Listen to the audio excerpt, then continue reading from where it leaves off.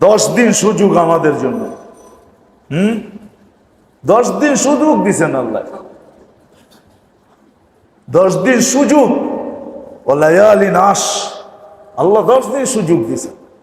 প্রত্যেক রাত্রকে লাইলাতুল কদর বানায়া পেশ করবেন। প্রত্যেক রাত্রটাকে লাইলাতুল কদরের মতো রূপ দিবেন, যে এটাকে কাজে লাগাবে লাইলাতুল কদরের সওয়াব পাবে। দিনের আমল গুলাকে 1 বৎসরের রূপ দিবেন। প্রতিদিনের রোজা 1 বৎসরের রোজা, প্রতিদিনের নফল আমল 1 বৎসরের আমল গণ্য হবে। এই জন্য সুযোগ আসতেছে, সুযোগ আসতেছে, সুযোগ আসতেছে, সুযোগ আসতেছে, এটাকে কাজে লাগানো যায়। 9 দিন রোজা, 10 রাত্র বন্দেগী। 1 তারিখ থেকে 1 তারিখ থেকে 1 তারিখ থেকে। এই জন্য কিতাবে আছে তারিখ খেয়াল রাখা উচিত যে কোন দিন থেকে শুরু হইল। কেননা সূর্য ডুবার সাথে সাথে কি হয়?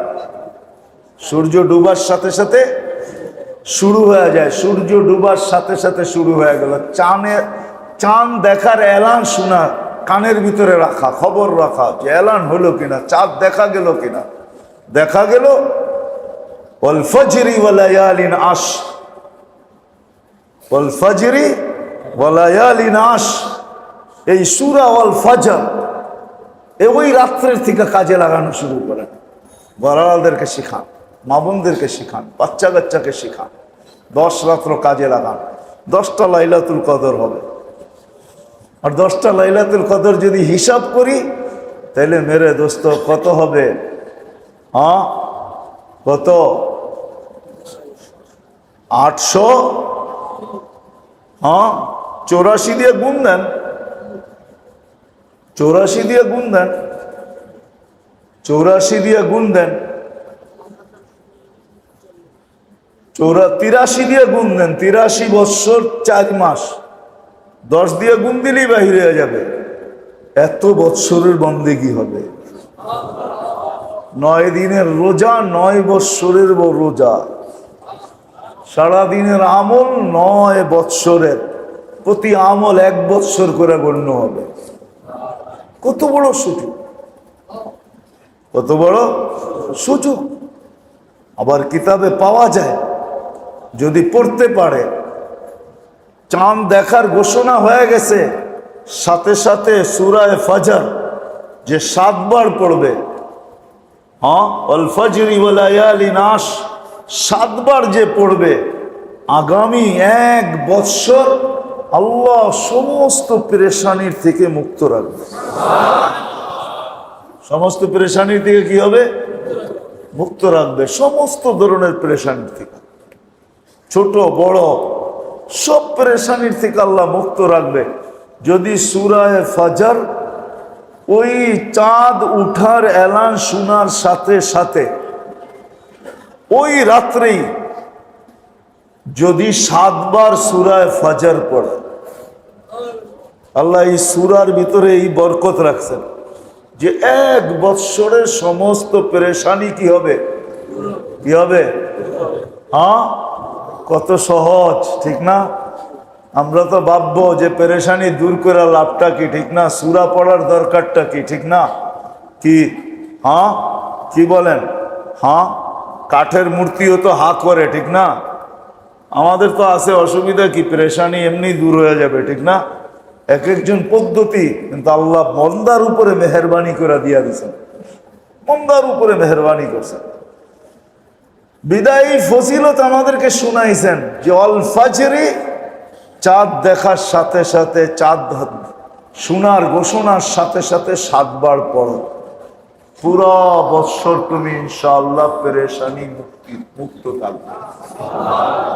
কোনো পেরেশানি, আমি তো বলি সারা বৎসর পেরেশানি মুক্ত থাকবে। তাহলে ওই বৎসরে যদি মারা যায় তাহলে কবরও তো একটা পেরেশানি, ঠিক না? মনে হয় এটার থেকেও আল্লাহ মুক্ত করে দিবে। কি মনে থাকবে তো? করবো তো? রাতগুলা কাজে লাগাবো তো? হ্যাঁ, ঘরওয়ালাদেরকে নিয়ে কাজে লাগাই। এখন আপনি যদি ভাবেন যে সামনে তো ঈদ, কিছু তো করতেই হবে, সারা রাত্র যদি কাটায় দিই ইবাদত বন্দেগিতে, তাহলে দিন কিভাবে যাবে? দিনের ভিতরে কাজ করব কি করে? কমসে কম এতটুক করেন, যদি না পারেন এতটুক করেন, এশা ফজর বা জামাত। এশা কি বা জামাত পারবেন তো? এশা আর ফজর বা জামাত, আর সাথে সাথে শোয়ার আগে কমসে কম 4 রাকাত পড়া ঘুমান। 4 রাকাত পড়ে আল্লাহর কাছে দোয়া করেন, আল্লাহ শুনছি এই 10 রাত্র নাকি বড় লাইলাতুল কদরের মতো, কিন্তু তুমি জানো আমাকে প্রতিদিন সকালে বাহির হইতে হয়, শ্রম পেশার মানুষ, চাকরিজীবী মানুষ, শ্রম দিতে হয়, চাকরি করতে হয়, সকালে উঠে যেতে হয়। আল্লাহ এতটুকুই করতে পারলাম, আর পারলাম না, তুমি এতটুকুই সামনে রেখা তুমি আমাকে পুরাটা দিয়া দাও, আমার বিশ্বাস আপনি পুরাটা পাবেন। এতটুক তো করতে পারি। ইসলাম তো সহজ। আর দিনের বেলা রোজা রাখা, 9টা রোজা রাখি, স্বাস্থ্যের জন্য ভালো। হ্যাঁ, দুনিয়া রাখতেছে কিন্তু রোজা, কিন্তু অন্য নামে। আমাদেরকে তো আল্লাহ রোজার নামে রোজা দিছেন, রোজার নামে রোজা দিছেন, দুনিয়া রাখতেছে কিন্তু অন্য নামে। কেউ অটোফেজির নামে রোজা রাখতেছে, কেউ ডায়েট কন্ট্রোলের নামে রোজা রাখতেছে। আল্লাহ তো আমাদেরকে রোজা দিছেন রোজার নামে। কি নামে? রোজার নামে। বোঝেন? কেননা রোজার বদলা আল্লাহ স্বয়ং নিজে দিবে।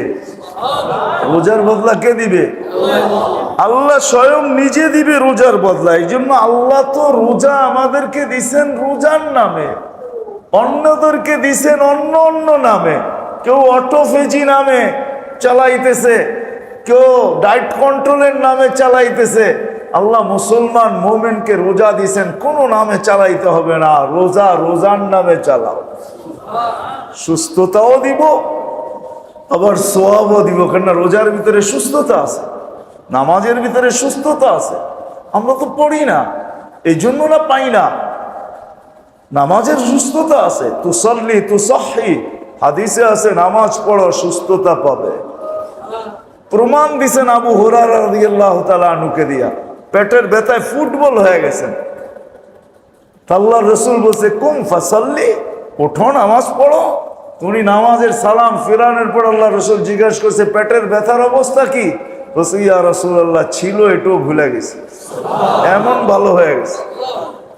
রোজা দিছেন আল্লাহ আমাদেরকে সুস্থতার জন্য। হ্যাঁ, আর কিতাবে আছে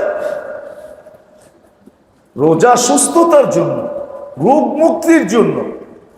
এই জন্য মেরে দোস্ত, কমসে কম এই 10টা দিন।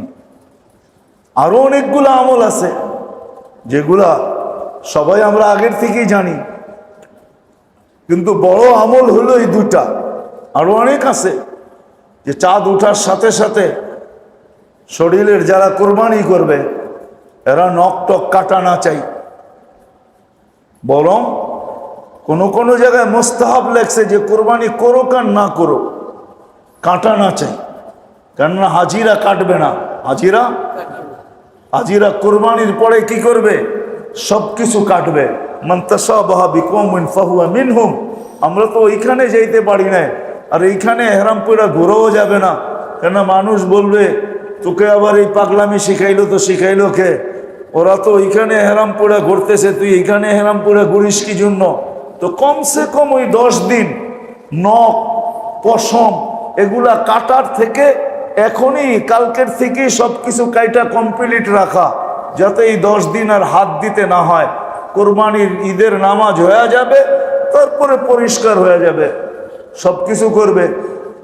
এগুলো তো আগের থেকেই আমরা জানি, কিন্তু সবচেয়ে বড় আমল যেটা, রাতগুলা যেন বন্দেগীর ভিতরে যায়, দিনগুলা যেন কোনো না কোনো ইবাদতের ভিতরে কাটে। কাজ করতে করতে অনেক কিছু করা যায়, জিকির করতে কোনোদিন জিকির মনে মনেও করা যায়। জিকির কি দাঁড়ায়ও করা যায়, বসেও করা যায়, শুয়েও করা যায়, সর্ব অবস্থায় করা যায়। বিদায়ী 10টা দিন, 9টা দিন, 10টা রাত্রকে গুরুত্ব দেওয়া চাই। দিব তো ইনশাআল্লাহ? হ্যাঁ। আর সূরা ফজর যারা জানি, চাঁদ উঠার খবর শোনার সাথে সাথে ওই রাত্রেই কমসে কম 7 বার পড়ি। পড়বো তো? যারা কোরআন পড়তে পারি কোরআন থেকেই পড়ি, যারা মুখস্থ পারি তারা মুখস্থ পড়ি। অসুবিধা নেই, কোরআন দেখা পড়লে কোনো অসুবিধা নেই, আরো ভালো দেখা পড়ে। আর মেরে দোস্ত, মেরে ভাইও, মেরে আজিজও, আল্লাহ আমাদেরকে গুনার থেকে বাঁচার হুকুম দিছেন, আবার গুনার থেকে বাঁচায় রাখার জন্য পদ্ধতিও দিছেন। আল্লাহ গুনার থেকে বাঁচার হুকুম দিছেন, আমাদের গুনার থেকে বাঁচো, কি হুকুম দিছেন না? দেন নাই? হ্যাঁ। আবার আল্লাহ পদ্ধতিও দিছেন যে তুমি বাইচা থাকবে তো থাকবে কি করে। এই জন্য হাদিসে পাওয়া যায়, হয় আসলে ভাবলে দেখা যায় আল্লাহ যে কত বড় মেহেরবান, বান্দাকে যে কত ভালোবাসেন, কত যে মহব্বত করেন, কত ভাবেই না বান্দাকে বাঁচায় রাখতে চান। কিন্তু নাদান আমরাই, আসলে অজ্ঞ আমরাই। সবার কপালে তো সবকিছু শোভা পায় না, আমাদের কপালেও মনে হয় শোভা পায় না, যার কারণে আমরা বাঁচতে চাই না। তো আল্লাহ গুনার থেকে বাঁচার হুকুম দিছেন আর পদ্ধতিও দিছেন। এই জন্য হাদিসে পাওয়া যায় ফজরের নামাজের পরে যে 11 বার বিসমিল্লাহ সহ সূরা ইখলাস পড়বে, ইখলাস পড়বে 11 বার। ইখলাস চিনেন তো? কুল হুয়াল্লাহু আহাদ যে পড়বে, তো হাদিসের শব্দ হলো ওই দিন সে কোনো গুনাহ পর্যন্ত পৌঁছতে পারবে না। ওয়ালাউ জাহাদা শয়তান, শয়তান যতই জোর লাগাক না কেন, ওই দিন তাকে গুনায় লিপ্ত করতে পারবে না। ডেলি ফজরের পরে, ডেলি ফজরের পরে কতবার? কি মনে থাকবে? হ্যাঁ হ্যাঁ। শুধু গুনার থেকে বাঁচবেন এমন না, 10 পারই তো 11তে যাইতে হয়, ঠিক না? কি বলেন? না 10 পার হয়ে যাইতে হয় না 11তে? না 10-এর আগেই 11? 10 পার হয়ে যাইতে হয়, ঠিক না? 10 বার যে সময় কমপ্লিট হবে, জান্নাতে একটা বাড়িও কমপ্লিট হবে। শুধু গুনার থেকে বাঁচবেন না, জান্নাতে একটা বাড়িও কি কমপ্লিট হবে। আল্লাহ গুনার থেকে বাঁচানোর হুকুম দিছেন। সূরা ইখলাস, সূরা ইখলাস, মানুষের কোনো অঙ্গ ফেল হয়ে যাওয়া, এটা হলো সবচেয়ে বড় রোগ। ফেল হয়ে যাওয়া, বোঝেন তো?